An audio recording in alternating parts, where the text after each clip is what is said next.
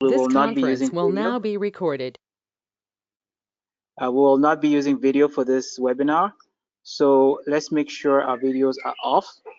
And then as you can see in front of you, we should make sure that we are all on mute. And if you have any questions, please questions or comments, please put them in the chat box. And then of course, when it's time for the Q&A, some questions will be selected to be asked, and you'll be asked to unmute to speak. And remember to introduce yourself by name and country only, and repeat the question or comment as you typed it in the chat box. I hope everybody can hear me well. And my name is Eddie Mihigo, and I am from the Democratic Republic of Congo. I currently reside in Botswana, and I would like to welcome you all to this Making It Against All Odds webinar. And your presence here is really, really appreciated. Thank you for joining us. As we all know, 2021 began with depressing news of new COVID-19 variants. So what we're hoping to achieve is to learn from our speakers about how we can have some tools so that we can be more resilient in order to achieve our goals in this new year.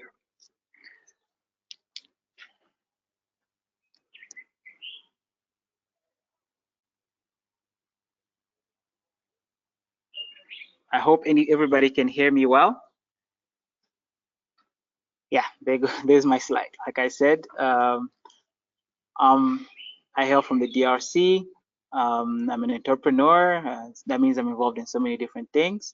And I'm just gonna run through and introduce our different various speakers.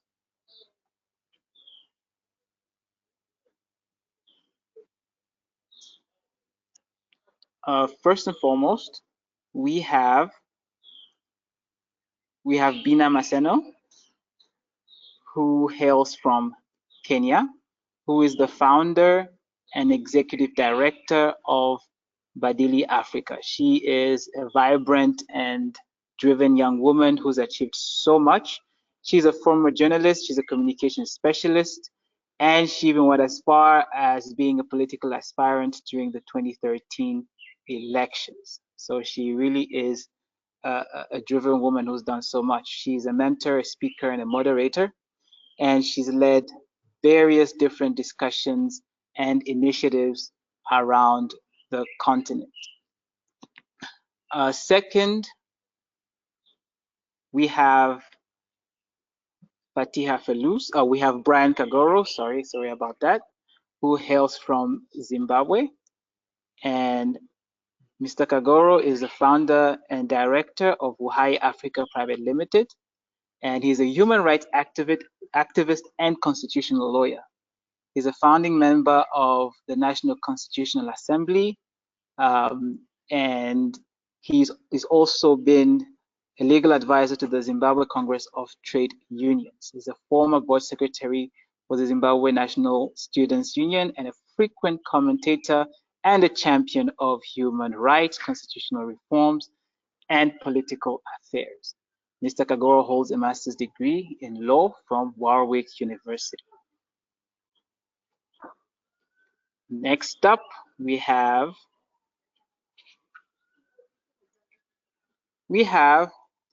Fatia Felous, who hails from Morocco, and she is a health and wellness coach. But her story is very, very riveting and very interesting because she has been in banking her whole life, and during the COVID-19 pandemic, she changed her career and decided to become a health and wellness coach. So it'll be very interesting to hear from her and learn from her about what maybe prompted that sudden switch. So thank you so much for joining us, Fatia. And lastly, but not the least, we have Professor Sharai Erima from the US of A, who is a lawyer a professor and a consultant. He's currently teaching at the CUNY Bronx Community College in New York. He is a lifelong community organizer with a unique experience as a public interest lawyer, professor, an author, and a strategy consultant. And he's an author of the very interesting book called Passing Solidarity. I would really, um, I'd love to read this book because I read a little excerpt on it, and it's very, very interesting. Mr. Erima has teaching and training experience, including union construction tradesmen, youth empowerment groups, former felony offenders, corporate executives, and law students. So these are our speakers. Thank you so much for joining us, ladies and gentlemen.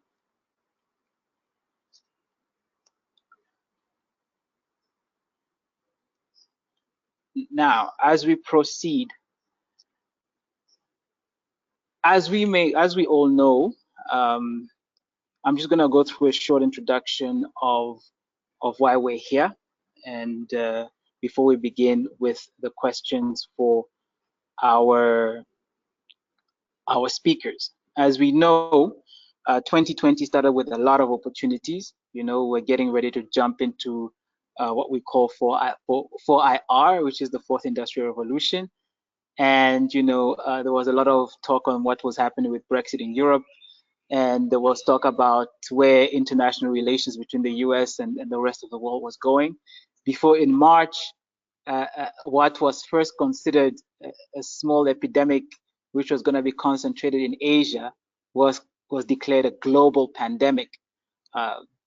Pretty much the world locked their borders. You know, countries locked in their populations. Businesses had to cut back, and some of them actually closed as the COVID-19 pandemic claimed a whole lot of lives. Economies around the world were hard hit. Hospitals were filling up, and the outlook was grim. However, as often has been the case with humanity, as we rise out of the worst situations, there were stories of hope, of sacrifice, and of a unity that had not been seen in decades before. There's been a sudden shift in, for example, in the educational sector uh, towards online learning. And for us, you can see, as you know, we've gone from having live events to now having webinars. So the COVID-19 has really pushed us to our limits and has made us to shift our weight a little bit in terms of how we get things done. So 2021, of course, we're inside the pandemic. We're still within the pandemic, but with the stories of hope that we've taken from last year, we are hoping to learn from our speakers on how we can be more resilient in achieving our goals in this new year. Now, before I ask the overall question, Laone, I just want to find out, is Bina going to be available now, or are we going to have to reorganize the way our speakers are going to answer this question?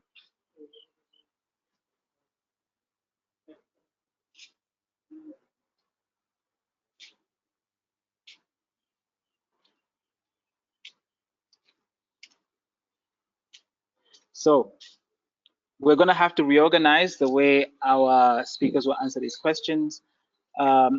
So what I'll do now is I'll read the question, the overall questions to our speaker, and I will ask our speakers to answer them in this order, if possible.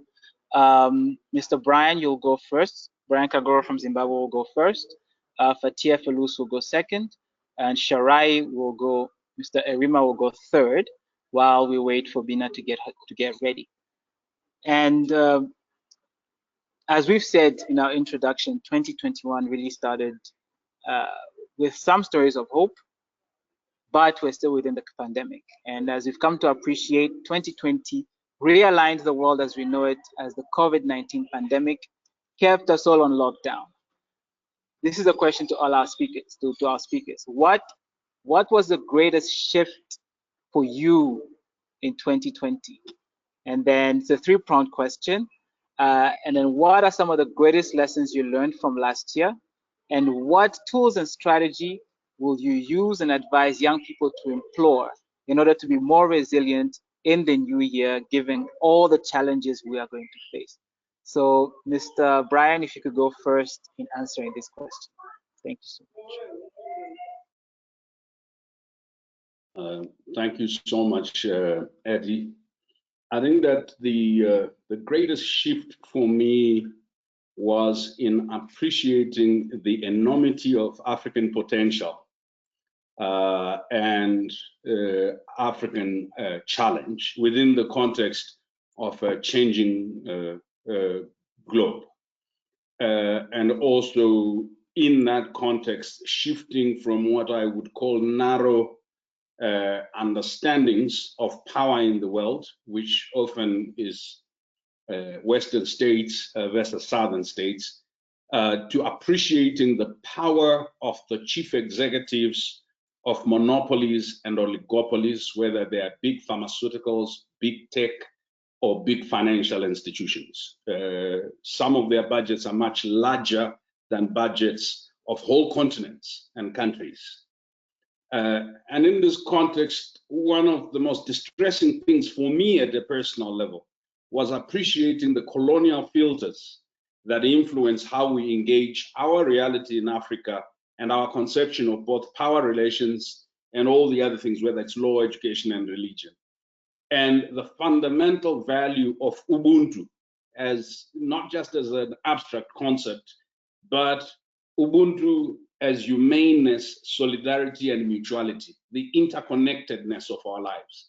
Those who were getting COVID may have been those who had the resources to travel. Those most impacted by COVID lockdowns are those who actually often don't go beyond their locales. And appreciating the responses to COVID, it occurred to me that the question of knowledge and data on who produces the knowledge, who legitimizes it, who uses it, and who warehouses it, as well as the question of technology, who produces it, legitimizes it, uses it, or owns it. So that the talk about fourth industrial revolution, artificial intelligence, nanotech, often hides in it the explicit and implicit power relations and the location of an average and sometimes not so average African in both that conversation and what this portends for the future, right? Having appreciated this, it then forced me to start thinking about what might the future of Africa and the Africa of the future look like? What might leadership for transformation look like? And what sort of disruptive innovations do we need? And what does this mean for African citizenship, whether it's political, social, cultural, economic, or even ecological? It left me thinking about the COVID-19 dividend. What is that dividend for Africa? It was the response of young Africans. It was the realities of things we take for granted, food that we grow and we eat that is organic. The limited use of chemicals, especially in the majority of our people that don't get to eat that much processed food. But also the very fact that we have an abundance of sunshine and other such things. So it occurred to me that if we were to look for tools and strategies, we needed to appreciate the COVID-19 threat parameter, which is the collapse of disease prevention in countries. Most of the countries represented on this call, they get 50 to 70% of their budgets from donors, the collapse of the operational capacity of the states and health systems, and the collapse of state management capacity, either because it's still in analog mode or simply because each time we have elected or selected leadership, we have not done so first with the mindset of transformation. We have done so with the mindset of maintaining the status quo. So the strategies and tools that I foresee for young people quickly are, number one, nothing beats what I call Ubuntu, solidarity, humaneness, and mutuality. It is not possible to crawl out of the COVID cave without unity across countries, without forming the platforms and the networks that would enable the innovation that the young people are engaged in to have value, right? And the other thing that as a tool is this ability to reach out to people who are differently circumstanced. So whether it's poor people or people in the informal sector. And the third tool that I found was technology itself. We spend over 80% of our time on technology, either talking about problems or simply banter or self-profiling. The idea that that we can either create our own technologies or use technology for the following. Number one, because people are not collecting refuse and they are not public services, the idea of young people leveraging that to do their recycling businesses. Number two, the idea of young people leveraging the social networks that they have on tech to do transformative, to take over space, take over narrative, to begin to offer solution. And number three, the idea that food will become more important as people are locked down, not just its access, affordability, but its production. The idea of young people doing urban agriculture or engaging in forms of production of organic food that use new technologies. So it seems to me that not just young people, but the whole of Africa that witnessed young people producing PPE and masks and so on and so forth may not have fully realized that this is the solution to African industrialization from the bottom up. But this is also the solution to dealing with the capacity constraints that I referred to. So those are my lessons. Those are, so that I don't take a lot of time, some of the tools. Communicate, aggregate, network, produce, innovate disruptively, and meet the needs in your own community. Link beyond your community, beyond your country, to create the community for value that you need. We're not waiting for Europe, we're not waiting for America or Asia to supply us with the things that we need.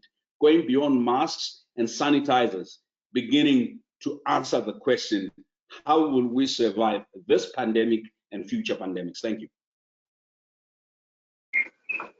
Thank you so much, Mr. Brian. That was amazing, and I'm hoping that the audience is taking notes because I am taking notes right now, and I'm learning so much already. Without wasting much time, I'm just gonna read out the question again so that Fatia can take the microphone.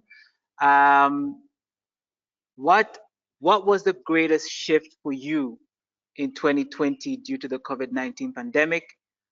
What are some of the greatest lessons you learned from 2020, and what tools and strategies will you use and advise young people to use in order to be more resilient in 2021, given the challenges we will all face?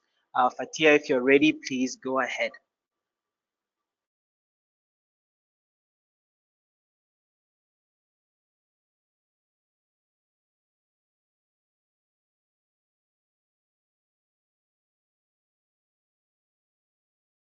Yep.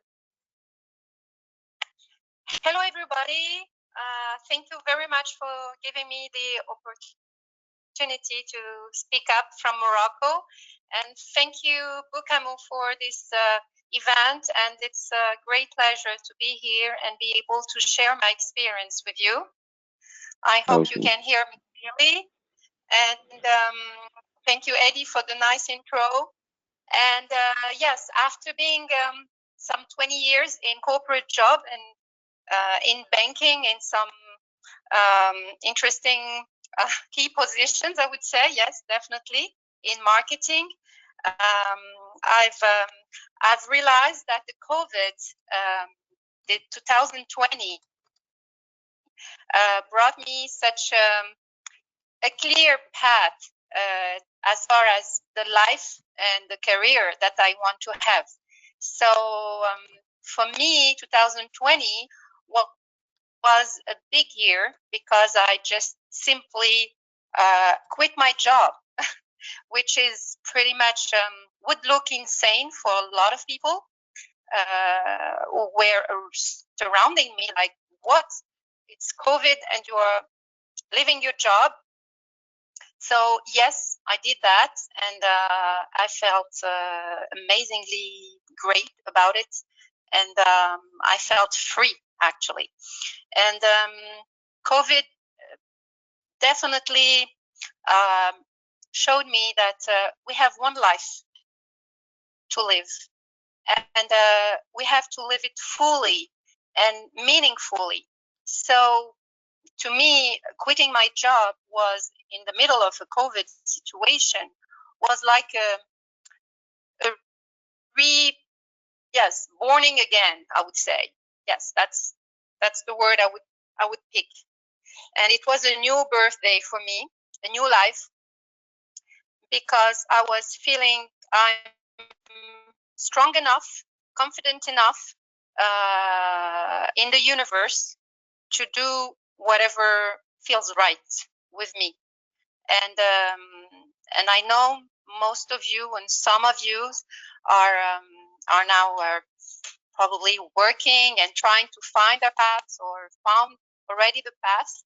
It took me a couple of years to find it, but once I did, it was clear for me, COVID or not COVID, and COVID especially helped me realize that I might be dead 5 years from now, 2 years from now, 2 months from now. Is this really what I want to do for the rest of my life?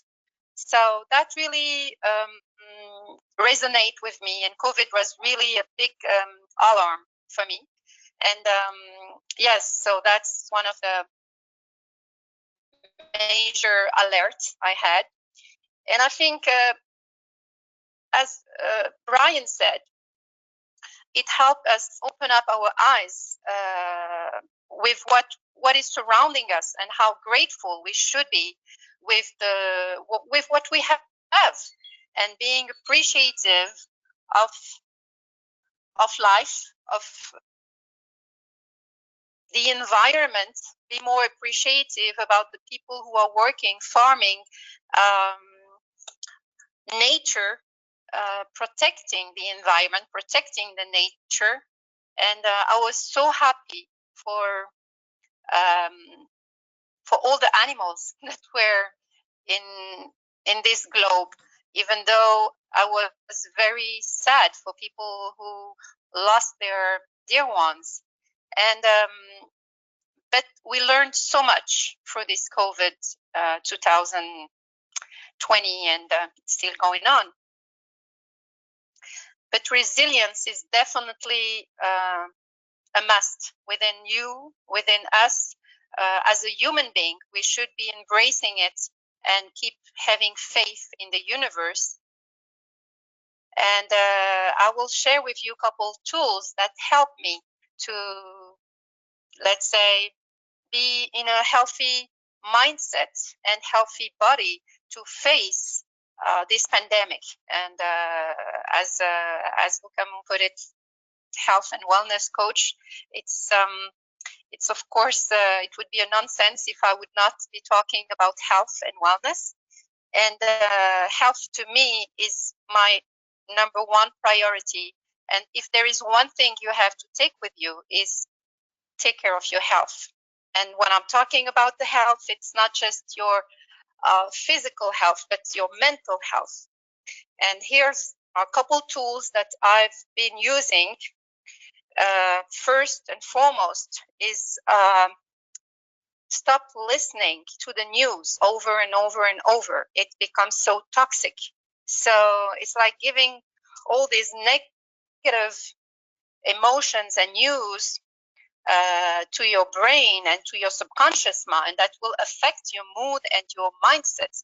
And we do need our mindset to be positive and not something foggy or like pessimistic. Or we need to be realistic, but still we need to be positive and stay positive. So tool number one, stop watching news over and over. You can take like 5 minutes in the day, just listen quickly or read quickly the news, and that's it. And after that, especially not during the night, never ever listen or read news during the night, because you sleep on it and you want to make sure when you sleep with a good mindset. So a good positive affirmations that will help you for the next morning and to start your morning fresh. So which leads to positive affirmations, which are also a very good tool. It helped me a lot. I usually take 5 to 10 minutes every day, morning or night, sometimes twice, morning and night, and I would listen to positive affirmations. It really shifts completely my life. I've been doing and I've been practicing this for many years. As now I'm a practitioner in hypnotherapy, so I can relate to that. Then we talked about TV affirmations to boost your mindset. Now let's talk a little bit about your body. Your body needs also a good nutriments to have a strong body and a strong immune system, because today we have the COVID-19. Tomorrow something else may appear. So the human being and the human body is amazing. It's self-cleaning, self-healing, if we know how to regulate our body and how to protect and to take care of our body. So to me, supplements and healthy lifestyle have been my number one goal. I'll pay attention to what I eat. I try to eat as natural as possible, and I do intermittent fasting. That's also a very good tool to keep yourself slim as well and healthy. So cutting carbs, cutting sugars, having natural or organic, ideally food would be great, and help yourself with supplements, because today, unfortunately, when you eat an apple like 20 or 40 years ago, you had a certain amount of vitamin C. Today, when you eat an apple, it has lost over 40% of its nutriments.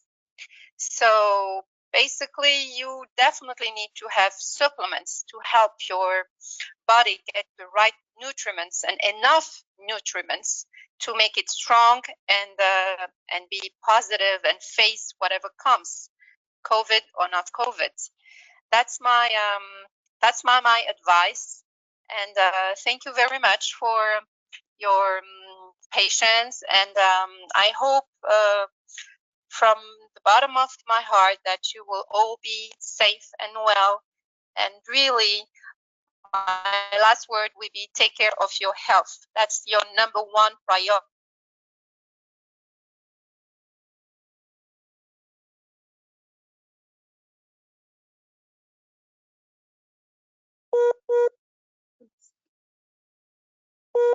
Have kids and keep it for the longest time possible.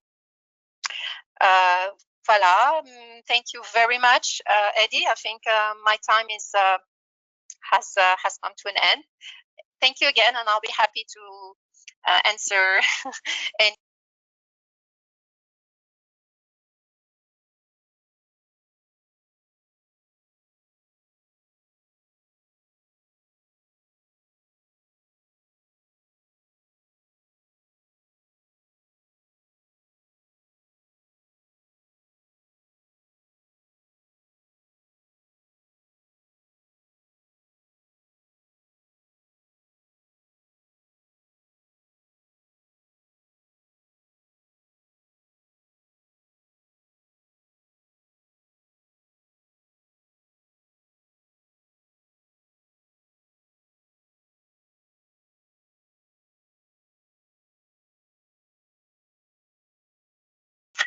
Yeah, but they don't hear me.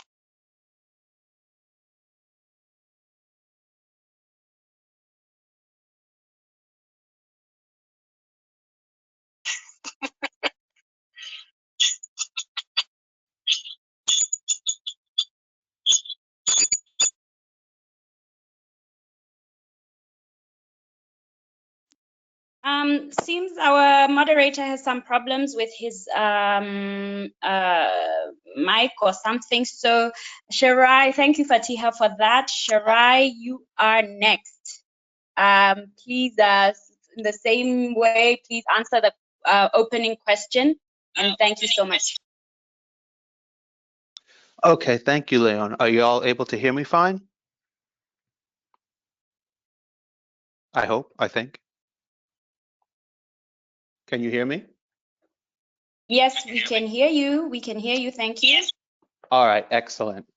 Hi, everybody. For me, it's good morning. I think for most of you, it's good evening. My name, once again, is Shadai Arima, and I am speaking to you from the United States.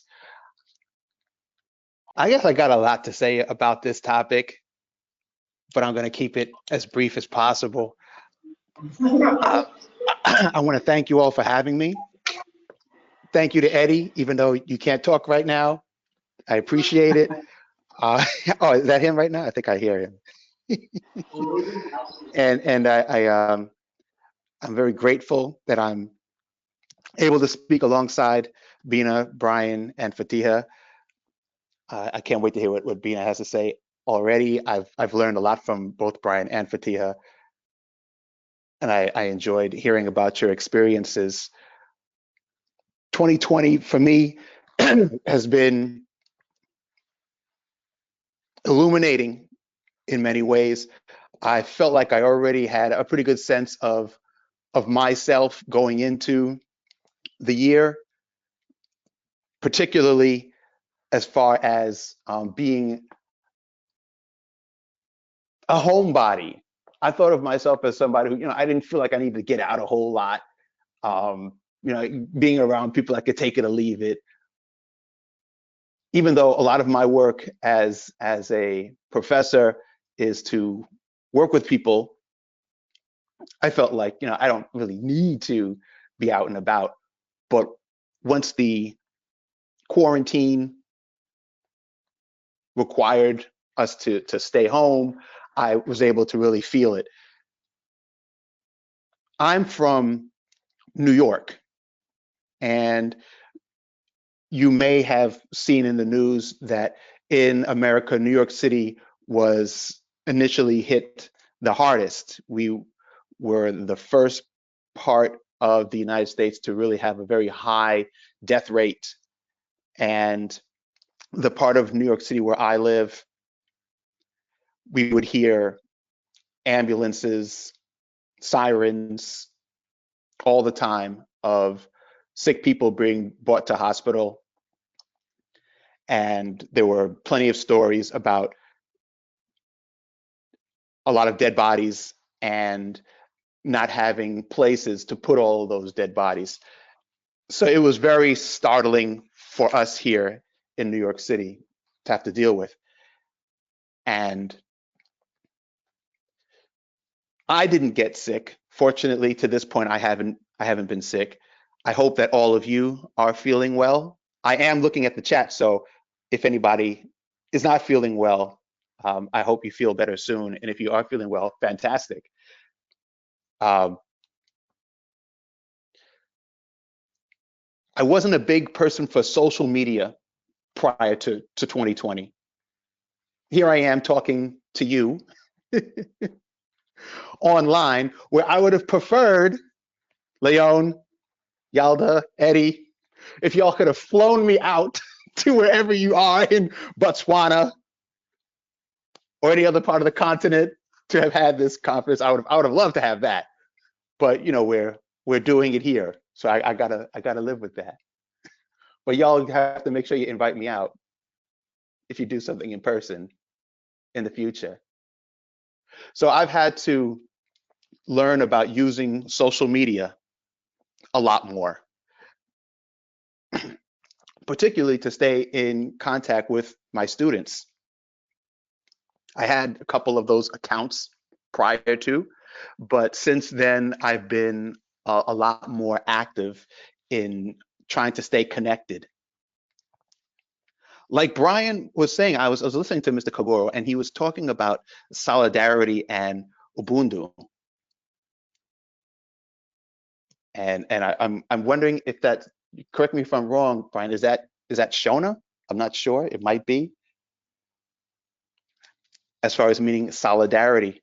I lived in Zimbabwe for a little while, and that is where I actually changed my name, my birth name, from Dwayne to Shaddai, which is Karenga for one who breaks big things into smaller, more manageable things. And I changed my last name to a Nigerian last name, Igbo last name, which also means solidarity. That's what Arima means. It's very much in the same sense as Ubuntu, meaning it literally means umbilical cord, or more properly, the connectedness of many people.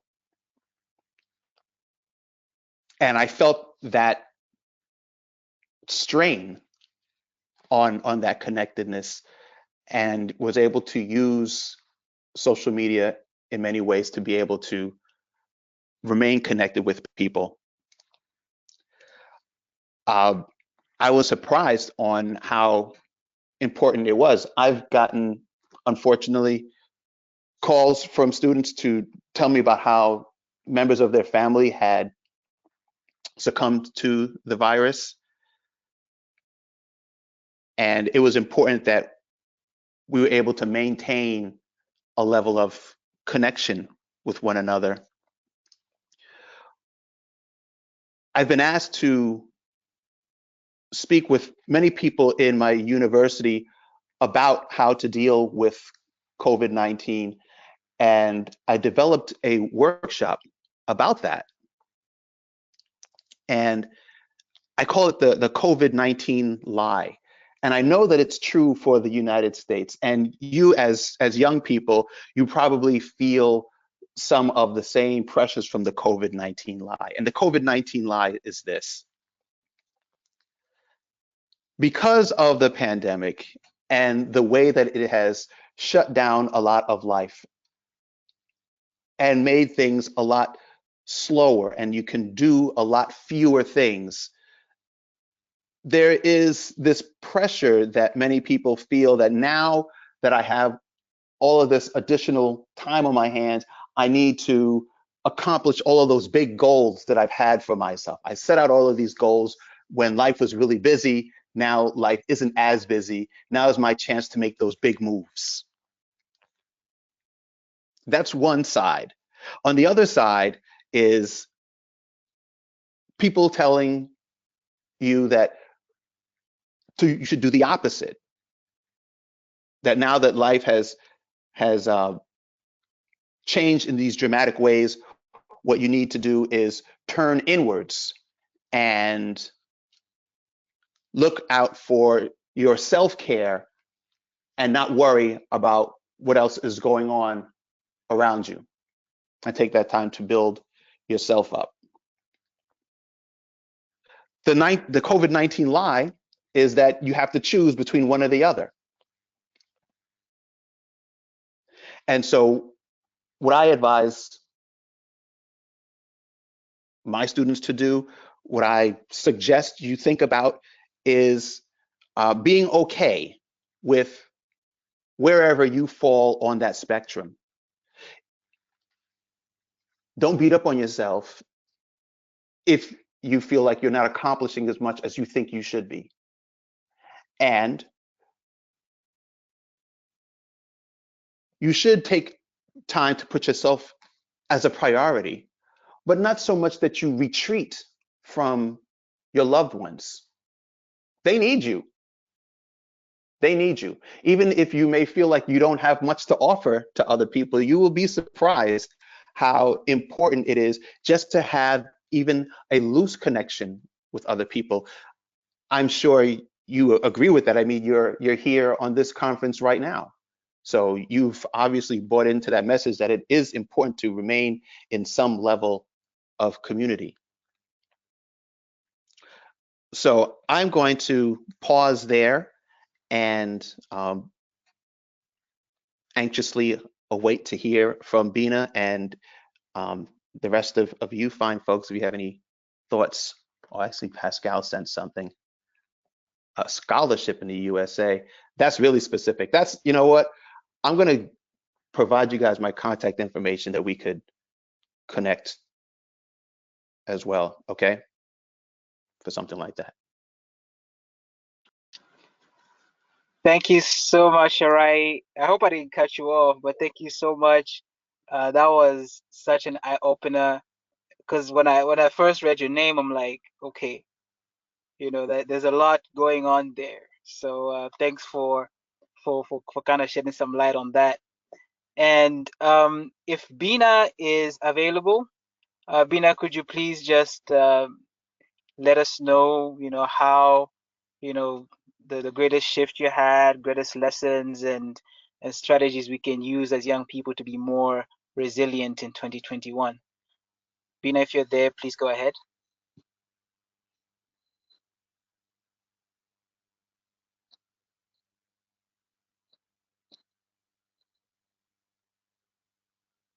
Am I audible?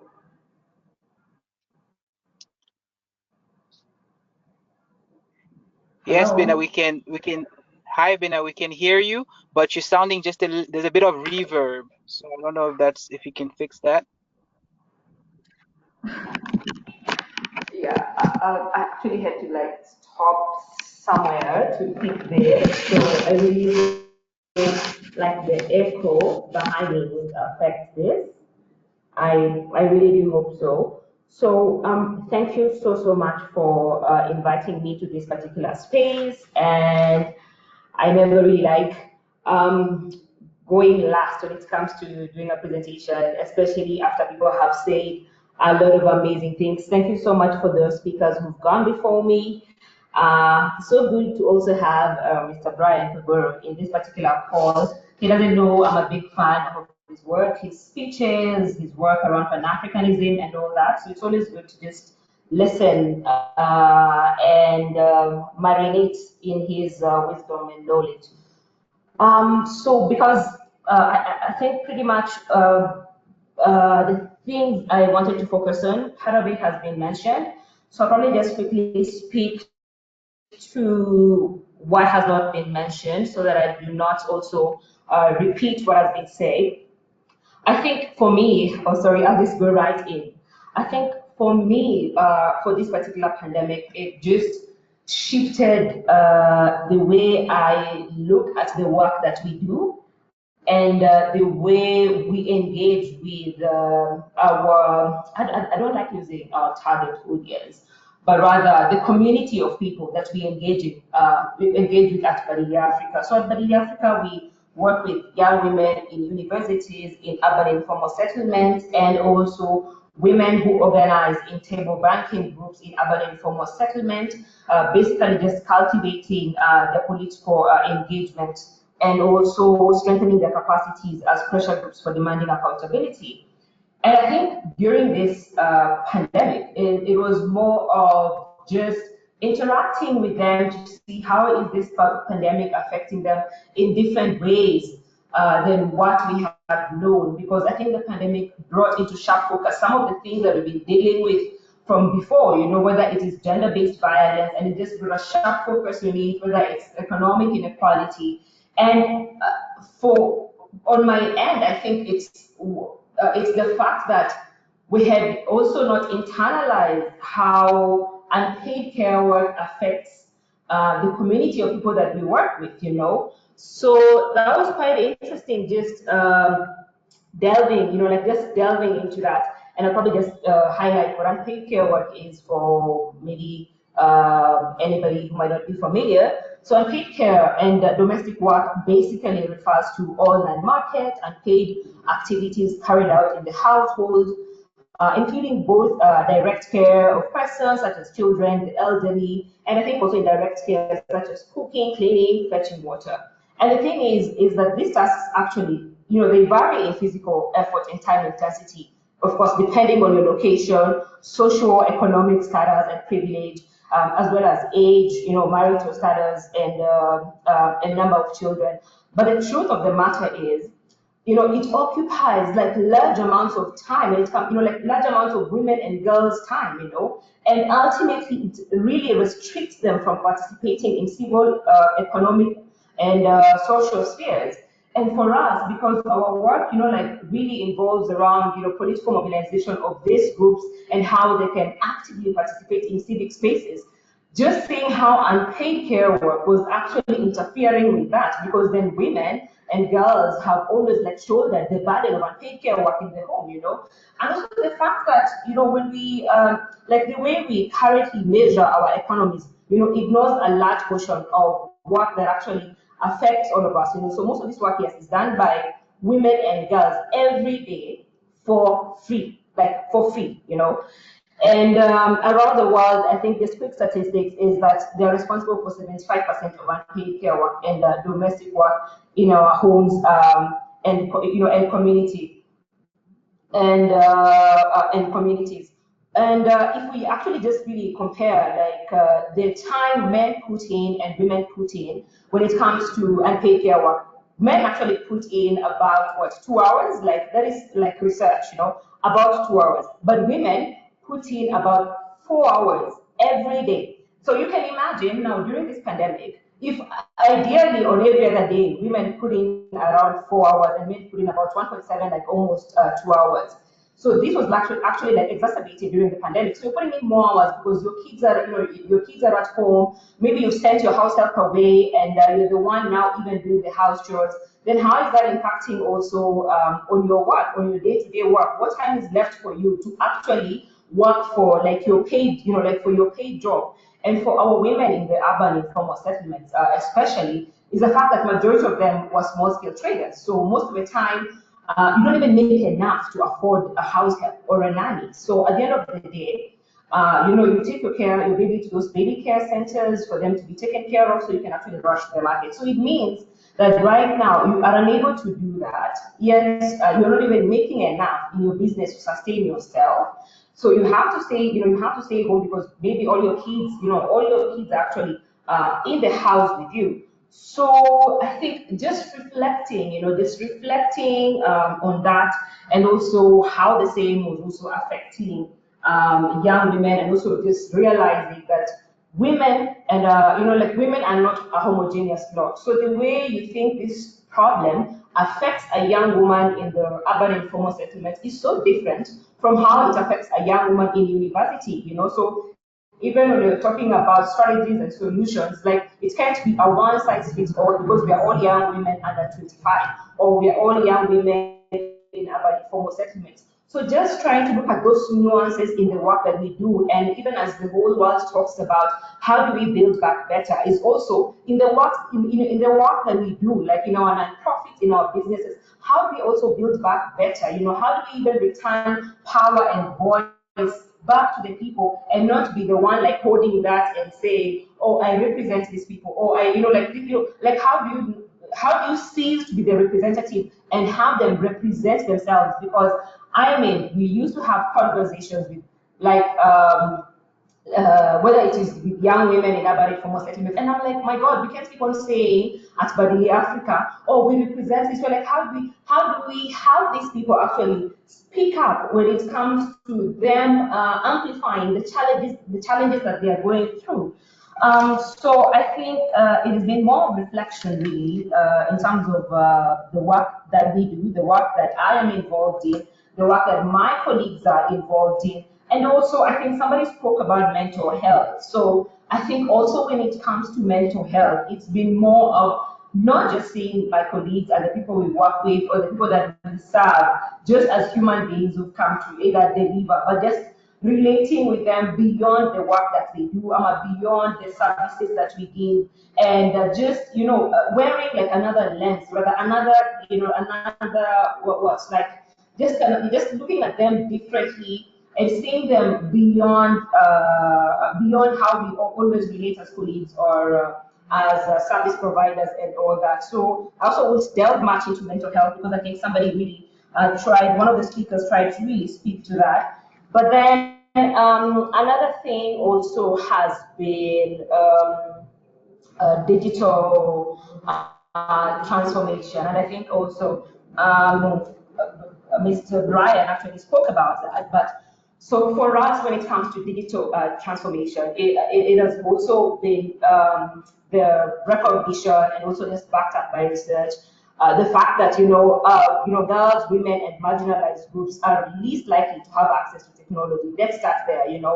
Yet this COVID-19 pandemic has, when you look at digital transformation, this COVID-19 pandemic has necessitated that we actually embrace digital transformation to actually make our voices heard, to learn, and to work. But then, research shows that having basic access, is not enough to guarantee that people actually will go online, and digital inclusion, I think for us and for the people that we work with has been ensuring that these groups not only have access to technology, but that they are empowered to navigate on the online spaces without fear. I think if maybe some of us also saw the research that was done by Plan International in I think October 2020, and we also did conduct some focus group discussions and surveys at Validity Africa. It was the fact that during even the pandemic, that online harassment was actually driving girls and young women out of online spaces, at a time when the COVID-19 pandemic had actually moved most aspects of our lives, in the online platforms, in the online spaces, and that this was actually affecting girls and young women between 15 and 25. And our target in the universities especially fall under that cohort. So the fact that abuse was suppressing girls and young women's voices at a time when the pandemic had increased the importance of communicating online was a huge concern for me, and also even for the organization. But for me, and I'm how then are we supposed to make our voices heard if we even have people who are abandoning these online platforms? How do we know what is happening to you? How do we help you? How do we support you? So that alone was also one of my low moments, because, like I said, when it comes to access to technology, girls and women and marginalized groups are likely to actually have access to technology. So we weren't even able to reach most of our people, and that was I don't know, I can't even say it hurt me. It was a low moment for me. It was quite a low moment for me, just trying to find out how people are doing. So I think for me, it has been more of that in terms of shifts. And I'll probably leave it at that, because the people who've also gone ahead of me have spoken in terms of why we need to embrace 30 seconds, Bina. digital 30 seconds. transformation. I'm done, actually. I'm done. Thank you. I'm Thank you so done. much, Bina. Thank you. Thank you so much, Bina. We're just going to jump real quick into the individual questions, just so we can proceed. I hope everybody can hear me really well. We are going to start with Fatiha. And everybody, please ensure that your mics are on mute. Oh, I need to do that. Please ensure that your mics are on mute. Oh. Thank you. Fatiha, your story is really amazing, and I was really looking forward to hearing from you. You've spoken about not dwelling on the negative, about realistic optimism. You've spoken about mental health, about one reinventing themselves, which is something that you were able to do. But how did you exactly know when it was time to take up such a new challenge? And what continues to help you to overcome challenges that come, that come with time? What literally keeps you level? Fatiha, please go ahead.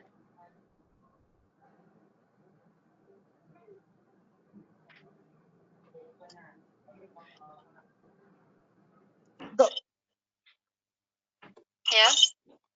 Okay. Thank you. Thank you, Eddie.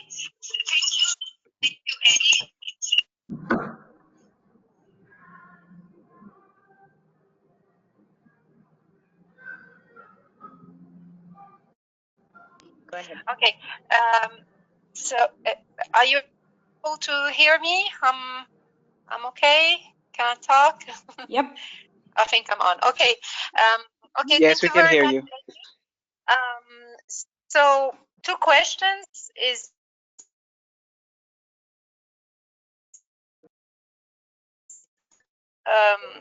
the 2 questions you asked me, Eddie, are very.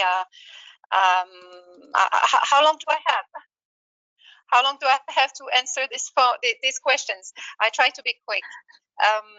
Okay, When was maybe the right five time? five Believe it or minutes. not, COVID. When you most hello, Eddie.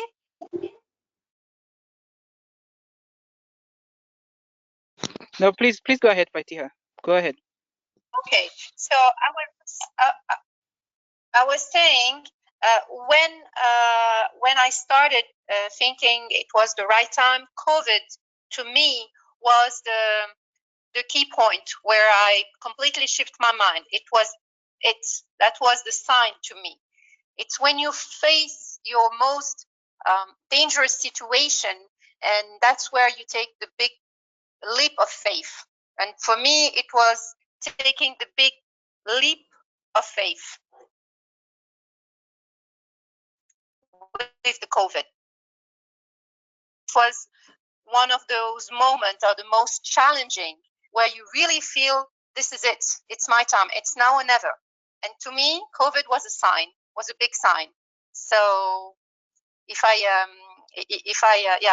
can relate to that, I know it's hard to understand that, but it comes from years of self work, of personal development, and also I've been struggling with many health issues actually as been along working in the corporate um, environment, and health to me was my priority because I was looking at myself and I was like beating up myself. It was not the right place for me.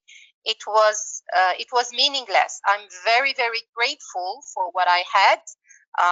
Indeed, I mean, my job was amazing for me for many years because I was able to meet people, to network, to practice what I've learned, and with also challenges, but it was great. And but it was time for me to move on, and the time came with COVID. Yeah, that's my waking call. And what continues to keep me going up is my purpose in life. It took me years to find it. Once I find it, it was to me clear. Now I have a path, I have a direction, and I'm going to that direction because it's what my heart desire, and I want to be aligned with my body, mind, and soul as far as my life purpose. And I can definitely invite you to go and check Ikigai with the Japanese. It's especially in Okinawa Island. If a person is not practicing what she loves, they find that person is completely crazy. So, and I find it so true. When we are born here to achieve. We all have a call, and we all have a purpose in life. We all have something special, and our mission is to find that special thing that we are here for, and to this is our light, and this is where we have to go, because it will give us strength. It will give us the reason why we wake up happy every morning, and it's our why, and it is our duty to find it. And unfortunately, as we go to school, we are conditioned to go, okay, you have to work, have great grades, and then go to best universities and then find a job. But honestly, we never been taught to find your why and go to that direction. And it's a pity somehow. It's a pity because down the road, after 40 years, 30 years, 20, you end up waking up in the morning and not understanding why you're so desperate, why you're so miserable, why you don't feel well, why you are sick. And it's the whole process, in fact. So yes, that's what I would recommend. Find your why, please. Yes, do find your why, and it's part of your health, mental health, soul health, and physical health. So thank you very much, and I'll be very happy to answer any questions. And thank you again, Eddie, and thank you again, Bukamu, and thank you for all the speakers and the great insights. Thank you. I think I've been on time. Thank you so much, Fatia. Our purpose is our reason to be here. If we don't find our purpose, then why are we here? Mr. Brian, you're up next. Real quick, you're from Zimbabwe. We know what's happening in Zim, and you have not you have not tired in your fight for human rights. What keeps you up at night to continue fighting for the rights of others and never to give up? And what hope or options do you see for Africa and young Africans? Mr. Brian, go ahead. I must say that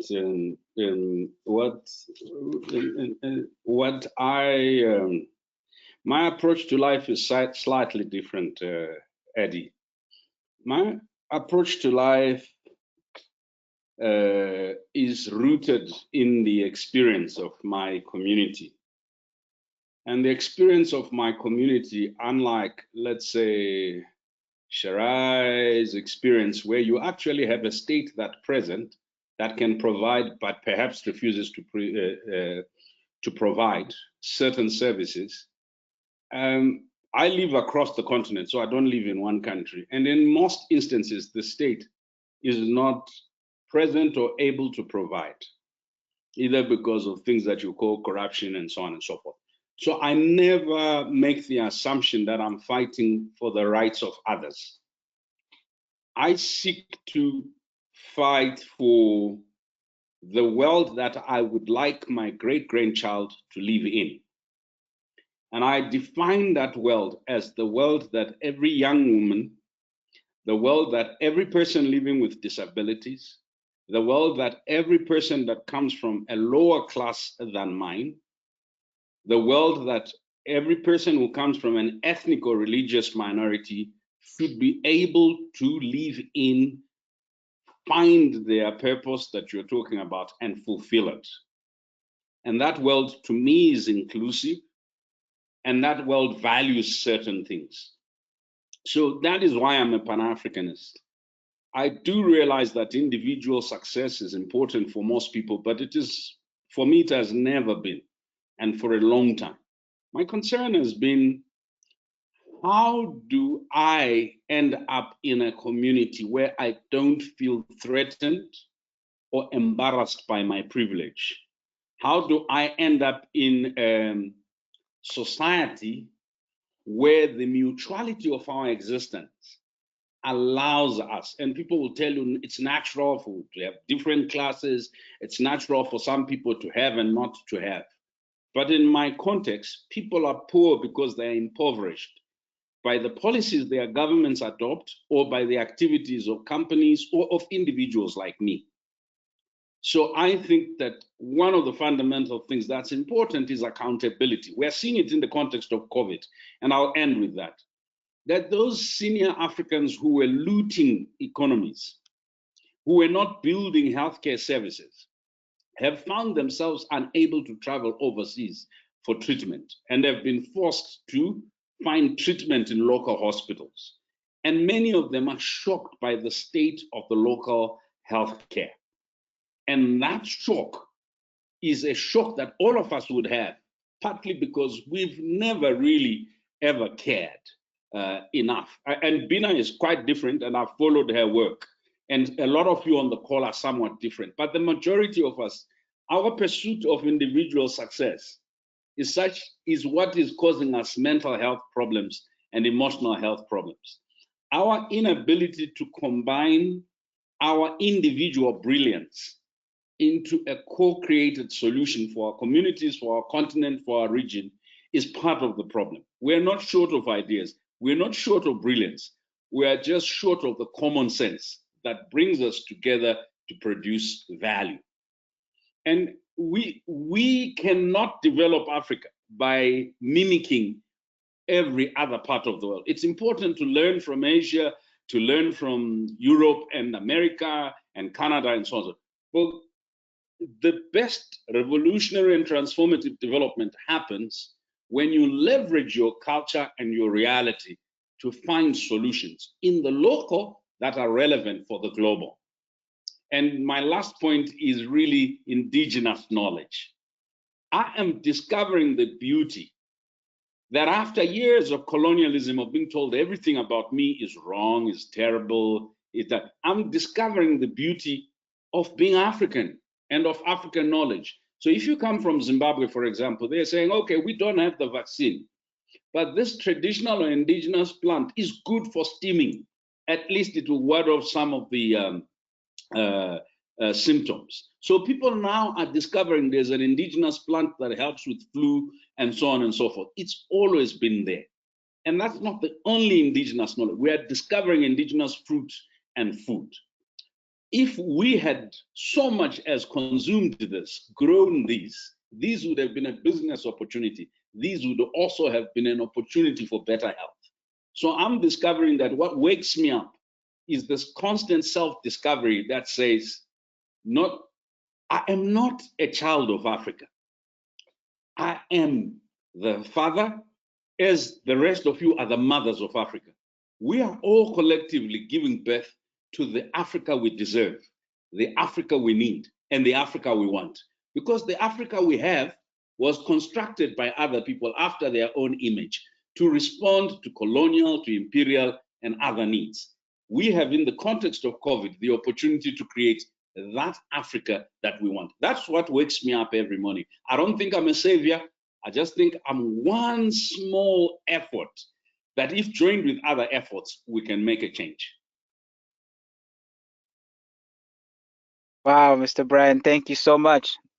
I have a saying that goes, think local, act global.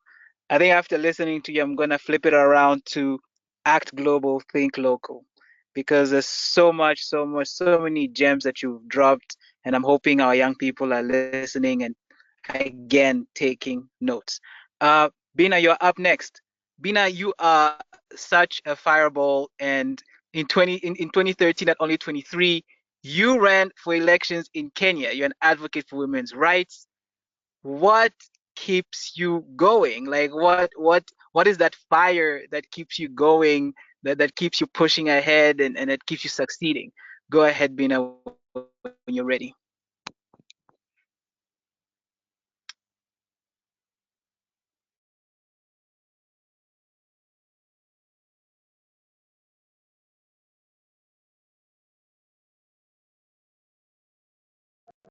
Okay, I think I can connect my machine back again. So let me use the machine.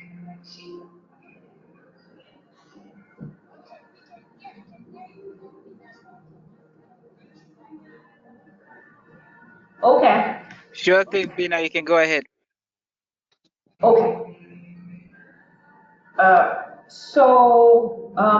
My God, again, I'm not sure I always wanna, I want to add on to what Brian has said. My goodness, it's just, I think it just blows my mind a little bit, especially when he speaks about combining individual brilliances. That blows my mind. But I'll probably just be very brief in terms of what drives me, why I do what I do, and why I even ran for office, and right now we're just cultivating the political engagement of young women and Chama women in urban and informal settlement. So I think for me it's the fact that every day, all around us, we see the consequences of silence, and it manifests itself in the form of many things, whether it's discrimination, whether it's sexual violence, whether it is rape, you name it. The injustices that you just see around you, and I think it's just the recognition that my silence in my community cannot serve anybody, whether it's in my workplace, whether it's in my community, whether it's in my church where I'm very active, or whether it's in my digital platforms, is the fact that our silence will never serve anybody, you know, and also realizing that also, you know, like our silence is also like, you know, a residue of fear, and is just the fact that we have to commit ourselves to disrupting whatever is unfair and unjust for the greater good in whichever spaces we see it, whether it's in your home, whether it's in your workplace, whether it's in your church, whether it's in your community, whatever. We just have to commit ourselves to disrupting whatever is unfair and unjust for the greater good. Just allow me not to add to that. Thank you And so thank you much, so much. Bina. Thank you so much. So remember, guys,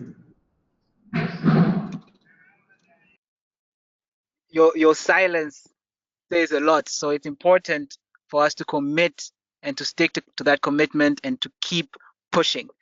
Now, Mr. Sharai, you have in your book, Passing Solidarity, you go in a search for identity in a global context. And I'm sure that that was the inspiration behind you changing both your first name and your last name.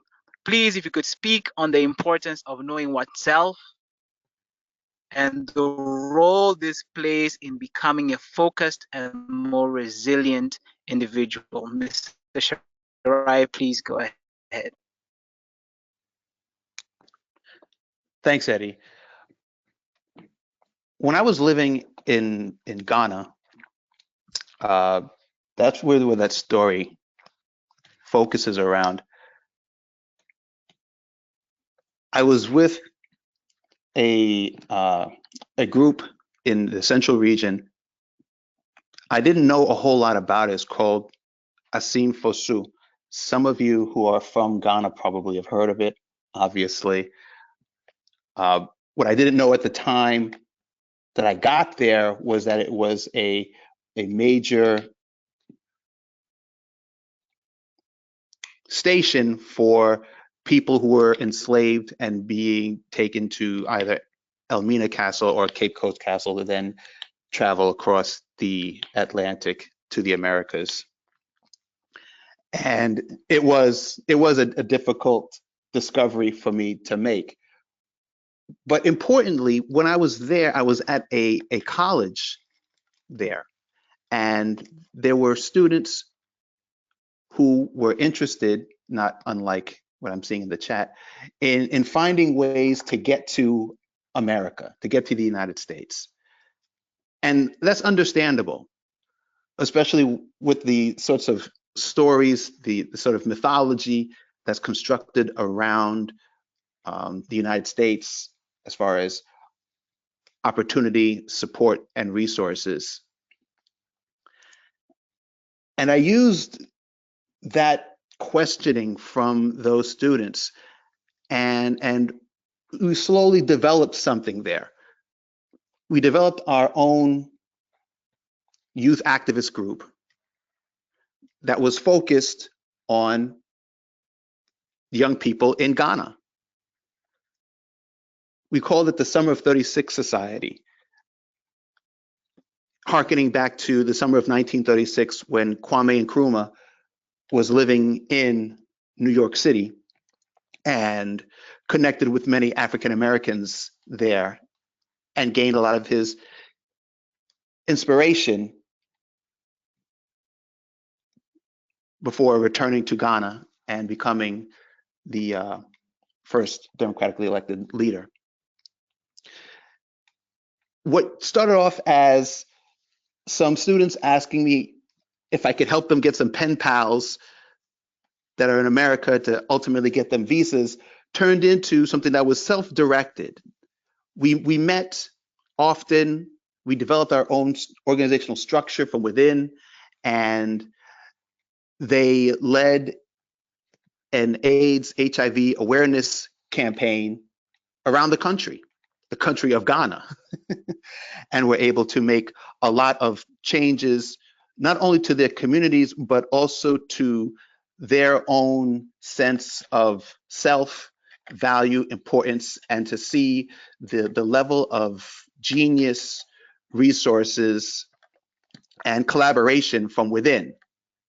I still speak with them. This was back in year 2001, and I still speak with many of them. In fact, one of them I just interacted with a couple of days ago on Facebook, and he still talks about how much of a turning point it was for him in his own self-confidence. I want to make sure that all of you, from everything that you're hearing from us, recognize one important feature, and that is that there are no big eureka moments where everything just changes. It's a process. It's a slow process. It's like watching the grass grow or a tree, just a small micromillimeter each day. You're not going to see everything while it's happening. You're making tremendous changes in your life right now. It isn't until you look back 4, 5, 6 years and you say, wow, look at the journey that I've traveled. So you shouldn't continue to seek this mountaintop that you're going to climb. Recognize that you're always on that path, and to enjoy the point that you are at currently. Surround yourself with people who support you, who believe in you, and recognize that while you can be the person who beats up on yourself the most, you could also be your greatest cheerleader. And that decision is up to you. That is the one decision that you control. If you guys want to stay in contact with me, like I said, I use social media now a lot more than I used to. I don't know if you have LinkedIn or Instagram. I'm on either of those. If you guys want to stay in contact, you can use the spelling of my name, look me up that way. And I appreciate the time that I've had to spend with you today. Eddie, I tried to be subtle. You still haven't invited me to come to Africa, but that's all right. That's all right. I'm gonna find a way to get back over there again. All right. You are most welcome. And I like to tell my guests, welcome to Africa virtually. So you're most welcome. I've seen there's been some activity in the chat already. Questions are being answered, which is awesome. And I noted down a few. I don't know if all the questions were answered. However, just to allow for some Q&A, there are some people that I noted down whom had some questions. If Lawrence Sekalembe, if Lawrence Sekalembe is still with us, please unmute your mic and ask your question. Remember to introduce yourself and let us know where you're from. Ask your question and who it is directed to. Go ahead, Lawrence. Thank you very much. My name is Lawrence Sekalembe. I'm from Uganda. My question, it was a bit answered by Ms. Fatia, but let me ask it again. It was, how can one really handle the perfectionism? I said that one of my cognitive distortions is perfectionism, yet it is actually near impossible to be perfect in the face of the pandemic. There are a lot of issues that change consistently. You plan this, and then the SOPs changes, then they shape you out of what you are planning. Sometimes you find that most frequently you have to undergo to forego what you really need, because it has been, you have been shaped out, and there is a way it is creating stress.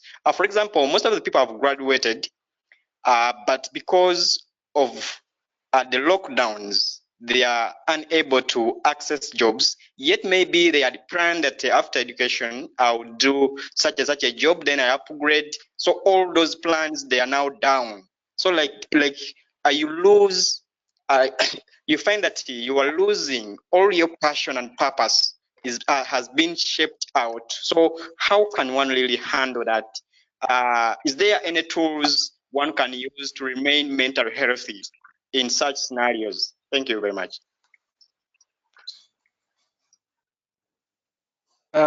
Ms. Fatia, if you're there, if you can speak on that. Everybody else, please remember to keep your mics muted. Thank you. Fatia, go ahead.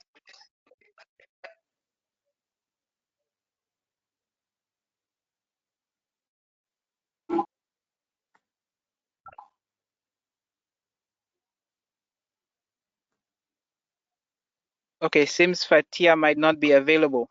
I'm going to pick someone. Fatia, you're there? Yeah. Yes. Go ahead, Fatia. Thank you for the question, and if I can help sharing with you guys what is helping me to face such kind of critical time for a lot of us is I have one word: pivoting. We do have this situation. It is what it is, and people are losing money. People are facing a critical situation, and it's tough. It's challenging to keep positive, but we do need to keep and be positive and have faith. I believe if you're confident, you know your worth, you know you're gonna make it against all odds. It's just you believe in it. And there's a saying, fake it until you make it. Well, somehow you have to just believe in it. That's all. And be able to develop that capacity of pivoting. Today, people are losing their jobs, corporate jobs, and every kind of jobs. We human beings can be wired to pivot and change and look at opportunities. On every aspect, there is pros and cons. There is bright and light and darkness. I think we human being, when stress is low, when your emotional state is healthy, then ideas come, then your path will show up. You will see, you will know, you'll find a solution. You just have to believe in that. But in order to see that, we absolutely need to lower our stress level. And stress level comes from watching TV and news all day long, surrounding ourselves with toxic people that are already negative and keep saying over the same. So we consider people around ourselves and face the challenges with humility and embrace it. That would be my piece of advice. Thank you so much, Fatia. Thank you so much. Adams Rackmel, if you had a question, I don't know if it's really in line with, well, it is a COVID-19 related question. So if your question wasn't answered, please go ahead and ask. Hi everyone. Thanks for having this a discussion. I'm really happy to be here. I'm looking forward to meeting Mr. Shirai in person. I'm in New York. I live in New York also, a student. My godmother actually connected us just a few days ago, and then he invited me to this platform. So I'm really happy to be here and then be hearing all these great things. And I'm all about, like, African diaspora and what we can do to help the African nation. So I actually kind of like asked two questions because recently I've been seeing that the AU has been securing COVID-19 vaccines for Africa. I mean, I haven't seen like I haven't heard a particular country say that they are using this specific kind of vaccine, but I've been seeing like they have they have been able to secure about 640 million COVID-19 vaccine doses. And so I'm kind of wondering, like, you guys back home, have you heard, like, have you heard of a particular type of vaccine? Because, for example, like in the US, as you know, everyone has heard of the Pfizer and the Moderna and some of the irregularities that the Pfizer have. So more people are kind of like in favor of the the Moderna vaccine than the Pfizer. So I'm trying to find out, like, if you guys have like these vaccines that are being secured in Africa, is it being manufactured by African scientists, or does the African Union have African scientists to work on developing something for its own people? And then or we are dependent on the Western world, most especially waiting on China to come to our aid and help us. So that's just a question that I have for the moderators. Thank you, Adams. Mr. Ladies and gentlemen, please ensure that your mics are muted. Please ensure that your mics are muted. I think maybe it's Dina. She wanted to say something. I know she. Yeah, but okay. Mr. Brian, if you're still here, I know you're still here. Are you able to tackle that question? Yeah. So there are on the market 6 vaccines: the Oxford AstraZeneca, the Pfizer BioNTech, the Sputnik, Johnson & Johnson, the Moderna, and the Sinovac. And for those who are interested in knowing what the differences are, if you look at cost, for example, the price for the Oxford University, the AstraZeneca, is $4 per dose, and you need 2 doses. For Pfizer, it's $20 per dose, you need 2 doses.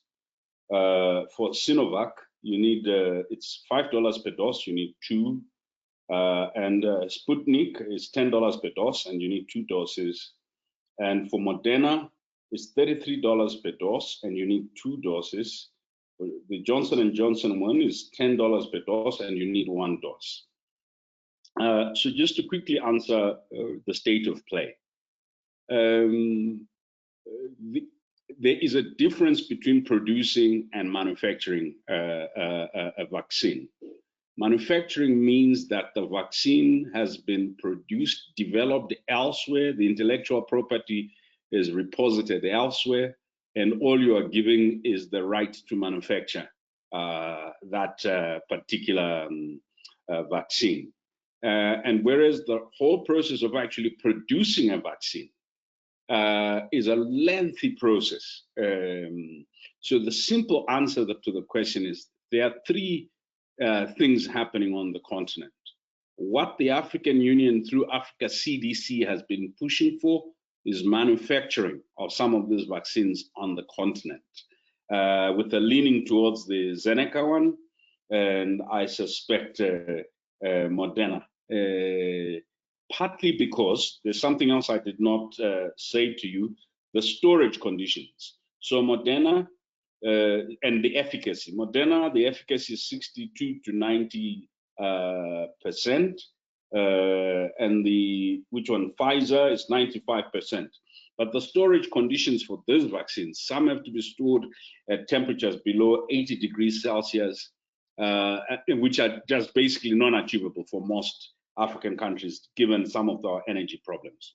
So the 3 processes I described is the Africa CDC pushing for manufacturing and also securing through the COVAX process, a certain number of vaccines. And we hear from the Afro champions, Strive Masiwa and Co, that they've secured vaccines, 10 million vaccines for the continent, right? The second process is through an association of African universities called ARUA. ARUA has begun in earnest the process of producing vaccines. Now, as I said, it's a very long process. They are at the very beginning of the process. It costs a phenomenal amount of money to produce the vaccines. But ARUA, which is African universities in West Africa, East Africa, Southern Africa, Central Africa, North Africa, have begun this process led from the University of Ghana. And the third process is what's being called the people's vaccine. This is really just about equitable access using the WTO rules to ensure equitable access. So, in summary, the determinants of which vaccine is not just the efficacy rate, but it is also whether the storage conditions would be ideal. And these vaccines are different in terms of the technology they use.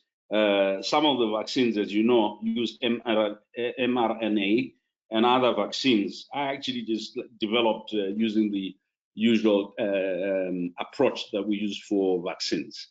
The bigger challenge for Africa, Eddie, is vaccine skepticism, generated in part by faith leaders, but also generated by fake media, and third, by one factor, which is actually true, that the extent and nature of risks that come from those vaccines are not fully known, and that there are no real meaningful ways within the continent of holding the vaccine companies to account. And that therefore, although there is a clear need for the vaccines, we have the logistical capacity in most of our countries is lacking. The risk management and accountability frameworks and capacity and laws are not that sound. And then third, the resources required to ensure equitable access are not yet in place. So that's it. And I think that this is a struggle that we all can advocate for, the accountability end of spectra, and also moving Africa to produce its own tests, to produce its own vaccines, because this will not be the last pandemic. Thank you so much, Mr. Brian. That was, I hope people noted that down. Thank you so much, and I hope our attendees will do a little bit more research just to find out a little bit more about what you just shared with us. There is one last question, but before I let Mr. Sahardid Hashi Ardel to come on, there's someone who's currently on video. Could you please turn off your video? Thank you very much. There's a question from Mr. Sahardid Hashi Ardel. I hope I'm saying your name right. Please remember to introduce yourself and ask your question. Thank you so much. Go ahead.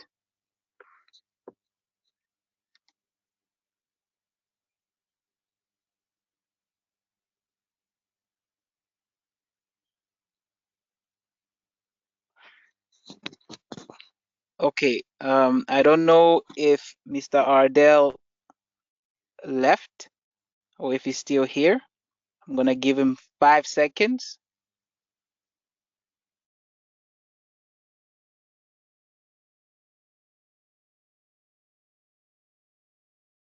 Okay, I think we can proceed. We have come to the end of our webinar, and it's been so amazing. I took some notes because that's what I do. I like to take notes. And just to summarize everything about what I personally learned, you know, 2020 was a year when we appreciated, you know, some of these corporations and how they actually managed to make a whole lot more money during the pandemic. And again, through Mr. Brian, I learned about the power of the collective and how we have to allow ourselves or teach ourselves to look at the collective and not just ourselves as individuals. Just like ants, you know, work together to achieve what they want to achieve. We need the same kind of drive and the same kind of community mentality. Ms. Fatiha, I really learned about, you know, the fact that we are not you know, we're not even though we have one life, you know, it's not a life that is linear. Bina, if you could please, thank you. If you could please turn off your mic. Thank- Yeah, like I was saying, I learned that we are not one iteration. You might have one life, but you can reinvent yourself and you can be reborn in different aspects based on the opportunities that come your way. And you must never be afraid to take that leap of faith. Remember to always find your purpose, find your why. Remember to always stay positive, and but also be realistic. And also do not linger too much on the negative. Like she said, do not watch too much news, and do not watch the news at night, or else you'll sleep with a troubled mind. Remember that your health, especially your mental health, should be your number one priority. And Mr. Shirai Arima, it's pretty much along the same line of reincarnation. For a man to literally change his name means he really, really found a piece of himself that he thought he could hold on to. Thank you so much for all our speakers for coming through and for really sharing with us all these tools for resilience. And I'm sure our attendees learned and have picked one or two things. I always say if you pick just one thing from someone, it will help you get ahead and progress. So thank you so much. And right now, I don't know if Laone wants to say one or two things in closing. Laone, if you're there, please take the floor.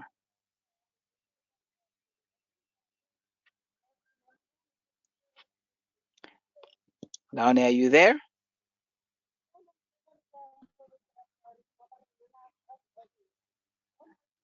Okay, Laone is not yet with us. So this is when we come to a close.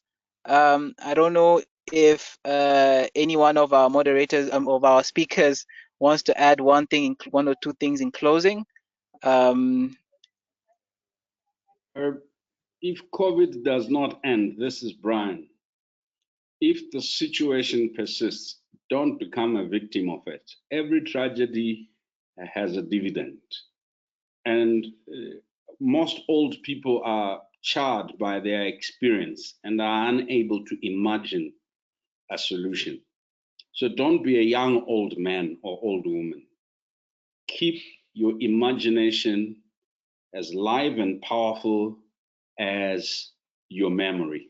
Just keep at it. Remember, it's not a quick fix, but it's also not about, am I succeeding? It's about, am I doing something that I believe in to be transformative? I thank you all for the invitation, and I thank Bina, Sharai, and Fatia.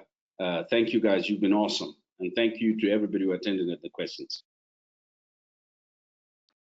all right. Thank you so much, Brian. That was amazing. Laone, if you're there, if you could just close us off with a word of thanks. And then I would want to ask our speakers just to stay behind just for 2 extra minutes. Laone, are you there?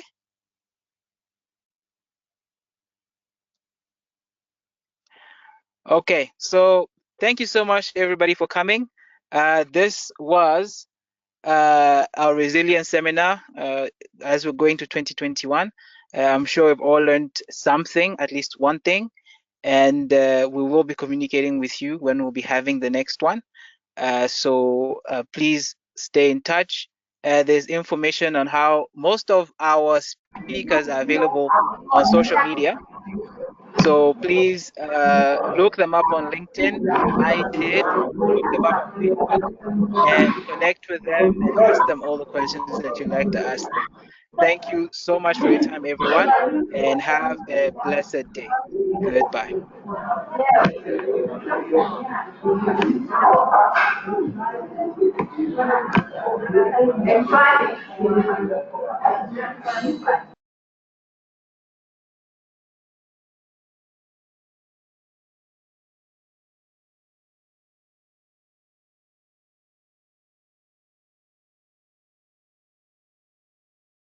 Our speakers, if you're still there, uh, I don't know if there's anything you'd like to say.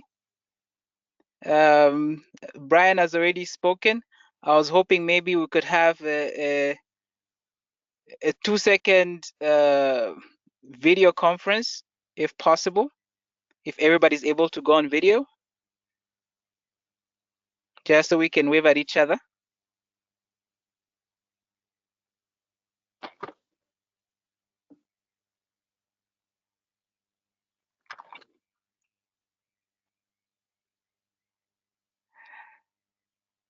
Thank you so much, everybody. It was amazing. As you can see, I was trialing a new way of getting things done. Of course, as we say, this is Africa, but even with our trials and tribulations, we're still able to rely on our networks, to kind of get some of these things done. So I tried this in my car and it worked perfectly. I had one or two small glitches, but other than that, everything was great.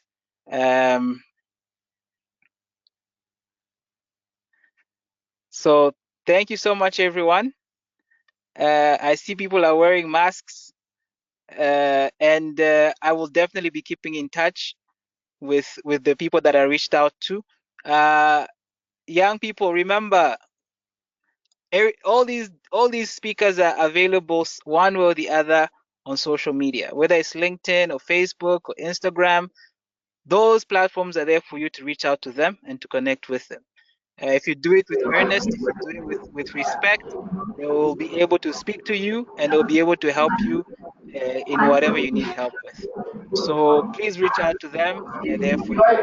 And I'm going to be signing off now. Thank you so much for your time, everyone, and goodbye.